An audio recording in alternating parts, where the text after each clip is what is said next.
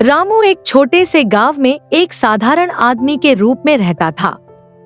वह बहुत गरीब था लेकिन मेहनत से काम करता था। एक दिन रामू खेत से काम करके लौट रहा था कि तभी उसको एक छड़ी दिखी। फिर उसने छड़ी को उठा लिया। रामू घर आकर छड़ी को रखता है और रात को जब वह सो रहा होता है तो रामू को एक आवाज आती है। जैसे ही वो उठता है वो देखता है कि वो आवाज छड़ी से आ रही थी और छड़ी चमक रही थी। मैं एक जादुई छड़ी हूँ। मैं तुम्हारी हर इच्छा पूरी कर सकती हूँ, लेकिन तुम्हें मेरी शर्तें माननी होंगी। क्या शर्तें हैं? तुम मुझे अपनी इच्छाओं के लिए इस्तेमाल कर सकते हो, लेकिन तुम्हें कभी भी किसी का नुकसान नहीं करना होगा। अगर तुम किसी को नुकसान पहुंचाओगे तो मैं तुम्हारी मदद करना बंद कर दूंगी। रामू ने छड़ी की शर्तें मान ली और अगले दिन छड़ी का इस्तेमाल शुरू किया। जैसे ही छड़ी जमीन पर मारा, सोने की घास उभर आई। वाह, ये सच में जादुई है। रामू ने छड़ी से अपनी इच्छाएं पूरी करनी शुरू कर दी। वह अब बहुत अमीर हो गया। अब मैं सबसे अमीर आदमी बन गया हूँ। मेरे पास अब सब कुछ है। कुछ साल बीत जाते हैं। शुरुआत में सब ठीक था। रामू अब अपने आसपास के गांव का सबसे अमीर आदमी बन चुका था। सब लोग उसको बहुत इज्जत देते हैं। लेकिन अब रामू में लालच और घमंड आ गया था। वो अपने सारे करीब लोगों और गांव वालों से दूर होने लगा था। उसे लगता था कि कभी कोई उससे कुछ मांग ना ले। कुछ दिनों बाद गांव में अचानक सूखा पड़ गया। गांव वाले बहुत दुखी और परेशान रहने लगे। तब सब गांव वाले मिलकर रामू के पास आते हैं और रामू से मदद मांगते हैं। रामू, हम सब लोग बहुत परेशान हैं सूखे की वजह से।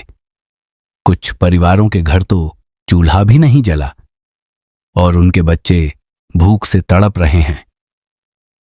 अगर तुम हमारी कुछ मदद कर दो तो तुम्हारा बहुत एहसान होगा। मुझे कोई फर्क नहीं पड़ता। मुझे खुद की चिंता है। तुम लोग अपनी समस्याएं खुद हल करो। रामू, ऐसा ना करो। जब तुम्हारा बुरा समय चल रहा था तब हम सबने भी मिलकर तुम्हारे परिवार का साथ दिया था। तुम इतने निर्दयी मत बनो। पर रामू ने उनकी एक ना सुनी। रामू गुस्से में सबको वहां से जाने को कहता है और कहता है कि वो किसी भी तरह से उनकी मदद नहीं कर सकता। छड़ी यह सब सुनकर बहुत दुखी हो जाती है और रामू को एक चेतावनी देने का फैसला करती है। उस रात जब रामू जैसा ही सोने के लिए जाता है तभी छड़ी अचानक चमकने लगती है। रामू, तुमने अपनी शक्ति का गलत इस्तेमाल किया है। अब मैं तुम्हारी मदद नहीं कर सकती। तुम अब स्वार्थी और लालची हो गए हो। तुम्हें अपनी गलती का एहसास होना चाहिए। अगर तुमने अपनी गलती का सुधार नहीं किया तो मैं यहां से चली जाऊंगी। नहीं नहीं, मुझे मत छोड़ो। मैंने किसी को नुकसान नहीं पहुंचाया। तुमने मेरी शक्तियां सिर्फ अपने फायदे के लिए इस्तेमाल की हैं। तुम चाहते तो गांव वालों की मदद कर सकते थे, लेकिन तुमने सिर्फ अपने बारे में सोचा और किसी की मदद नहीं की। और यही तुम्हारी सबसे बड़ी गलती थी। तुम्हें जाना है तो जाओ। मुझे तुम्हारी मदद नहीं चाहिए।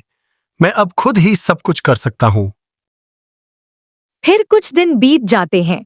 रामू के बेटे की तबीयत खराब रहने लगती है। क्या हुआ डॉक्टर साहब? इतने दिन हो गए, मेरे बेटे की तबीयत ठीक नहीं हो रही।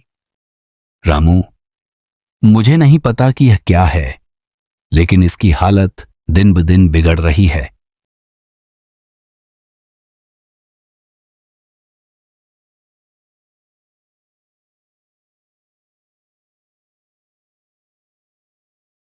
तुम सही कहती थी।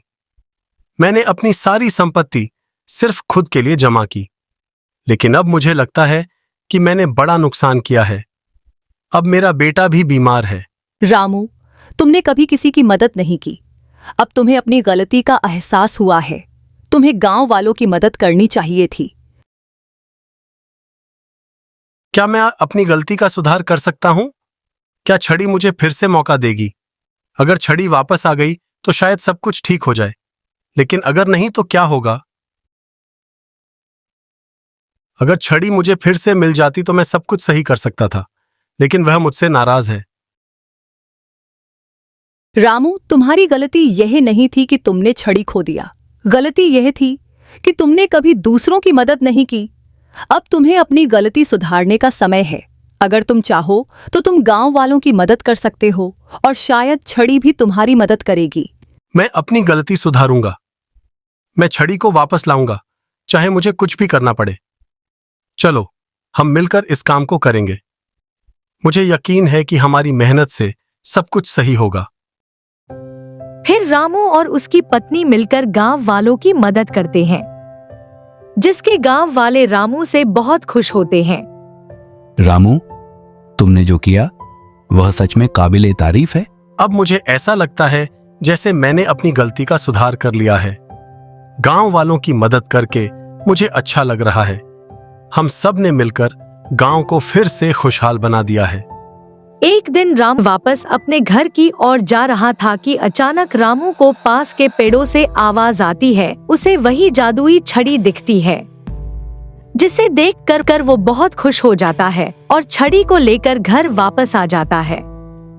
पर अब वो छड़ी चमक नहीं रही थी।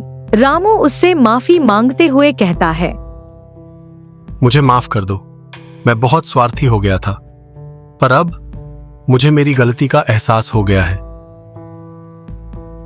मुझे अच्छा लगा कि तुमने अपनी गलती सुधारी और गांव वालों की मदद की है। तुम्हारी गलती सुधारने का समय आ गया था। तुमने सही रास्ता अपनाया है, पर अब मेरे जाने का समय आ गया है।